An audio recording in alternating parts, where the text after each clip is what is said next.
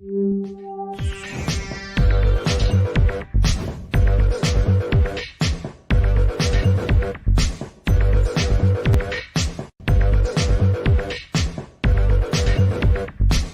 everybody, welcome to the show. You know where you are, the 9 at 9 with me, Tigo. And you know if you're sitting there right now, I've got an expert coming to you. But today we have a mega expert. See, this guy is a friend of mine. He's a financial wizard, I'm going to say, because he told me things on the last episode of the show that I went, is he right? And then it happened. They're talking about recession. They raised the interest rate 6 times. And he said all this months ago. So what's coming next? We're going to find out because Chris Naugle is here. So sit right there. We'll be right back.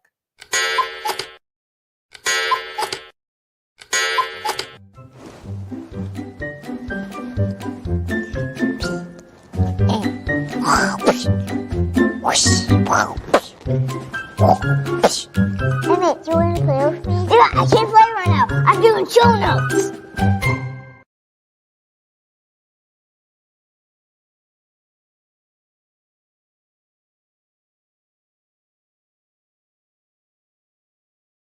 Hey, yeah, right now it's November 2022, and we're all going, well, is it going to get worse? Well, things are starting to get better. Maybe they're wrong.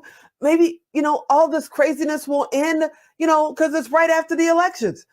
I don't know about that. So you know what I did? I called my buddy Chris. Hey, Chris, are you out there? Hey, what's going on? Thanks for having me on. Thanks for being on, man. We won't cover exactly what you do because you've been on before. You guys go look. He's been on a few times. Go check out what this man does because we only got this many minutes to talk about what's coming. Is it over or is this recession thing really going to hit us? No, it's not over. And a lot of people think it is because they're seeing the markets going up and they're like, oh my God, it's been a couple of weeks. The markets are going up. We must have hit the bottom and we're going up. Stop. If you study history, you'll see this happens every time. And let's not forget, midterms are happening right around the corner. Why do you think things are propped up? Why do you think the news says the things they do? It's all in an illusion. And I'll tell you something right now, it's not going to continue to go up. And if you really studied the things that are just logical, you would see that where we're going is actually right back straight down, and it's going to get a lot worse. Okay, I'm nervous now. A lot worse, meaning, keep your house you got. Don't, get rid of your credit cards. What do you mean a lot worse? Should I be batting down the hatches right now? Well, I think everybody needs to get their house in order, if you will. Okay. So you really have to look back, and this is hard for people because we've been in the longest bull run in history. I spent a lot of years, well over a decade in Wall Street, and I've seen other recessions. And right before a recession happens, people just are going about their normal business. Things are hanky-panky, everything's just rosy. Right now, things aren't exactly rosy because you got hyperinflation. They're not going to call it that, but it's pretty much what it is. You got the Fed doing everything they can to destroy inflation, which means, and they even said it in their own words, there might be a little bit of pain. That means we're going to destroy the economy and the stock market along with it, but not until we're done with these elections. So that's what you really need to understand is these things the Fed is doing. They're raising interest rates at alarming rates. They're unwinding their balance sheet, sucking money back out of the market at a tune of $95 billion. That's unprecedented. And all these things on top of everything else, you're seeing weaknesses at the top. All the big tech companies, IBM and all those companies are laying people off at record paces. They're freezing hiring. If you had a 3-legged stool, we've already lost 2 of the legs. The only leg holding this economy and this market up, if you even think the market's up, is unemployment numbers. And we're losing that. And we're going to start losing it really quickly because employment's been great through the summer. Travel's been up. It's been revenge summer. Everybody wanted to go out and travel because we've been locked up from COVID. And now that's going to start slowing as we enter the winter season, quote unquote, winter season. Right. You need to understand that. So what's going to happen is things are going to unravel and get bad really fast as we start losing the employment and unemployment numbers are going to start going up because there's really not that many jobs out there. It's just the timing. And if you look at the indicators that you should be like trucking and transportation and railroads, you're seeing major problems right there. It always starts there. You can't focus on real estate and all these things. They're lagging indicators. So what I would say is, get ready. It's about to get bad. And for some, it's going to be the biggest opportunity of their life. For others, it's going to be one of the it's going to hit them like a Mack truck at full steam ahead. And it's a scary fact of reality. So let me ask you, when you start talking about recession, and I mean, middle class, I grew up middle class, right? So middle class is almost gone anyway. It's kind of getting squeezed out, right? So how hard is this going to hit the remainder of what we call middle class? What's going to happen with us? Well, probably pretty hard, because if you think of the middle class, a lot of the middle class's wealth is built in their real estate, their house, maybe they own some rentals, which are highly appreciated right now. You're going to start losing that. So that's going to start going down. Real estate will start losing value by a simple mathematical equation. You can't raise interest rates, have 30-year mortgages peak over 7.5%, which really isn't that high, but it's high for these times, and expect real estate to keep going up and up and up. It was a false reality. We were in a low interest rate cycle for far too long. And therefore, everything that people are now accustomed to, like rising asset prices, I don't care what assets you're talking about, those are about to go the opposite direction. So that's going to hit middle class.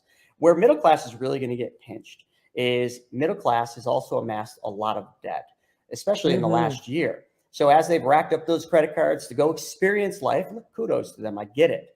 But while they've done that, the debt is the number one thing that crushes a household and a family in a recessionary period. So if you want to start somewhere, get your budget in order. I mean, spend time doing your budget. Make sure you've got more than one income streams, because, hey, there's going to be mass layoffs and people will lose their jobs. Hopefully it's not you, but have plan B.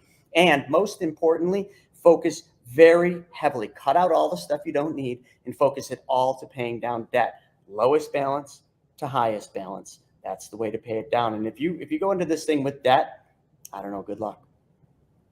So we're right in the middle of the holiday season. Christmas is a couple of weeks away and all of that good stuff. And, we're known to go a little bit nuts in America for the holidays. We spend way more than we should. And I know I can speak for my grandsons. They pretty much love the wrapping paper more than the toys and stuff we spent money on. So what's your advice going into this holiday season before we go into the new year? Well, the advice that I would have is a little long past. We always should be saving. You should go to your bank, open a separate account, and save up a Christmas fund. You've always heard that, right? Where's your Christmas account or whatever? But most people don't do that. They just fund it out of income. But what if that income's gone? It's not going to be a very Merry Christmas.